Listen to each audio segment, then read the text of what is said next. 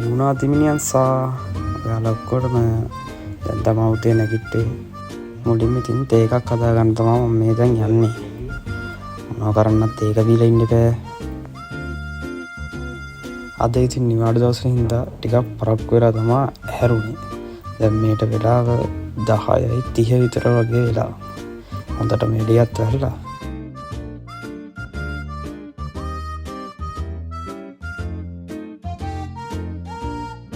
ඔන්න දැන් ඒ වැඩේ නම් ඉවරයි.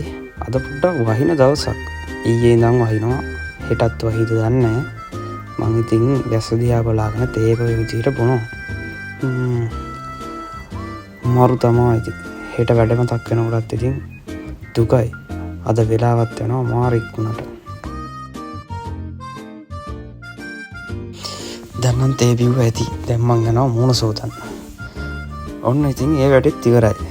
දැන් ඉතින් සුපුරුදු විදියට ආයෙ ඉතින් මගේ වාස භවනට තමයි ඉතින් යන්නෙම.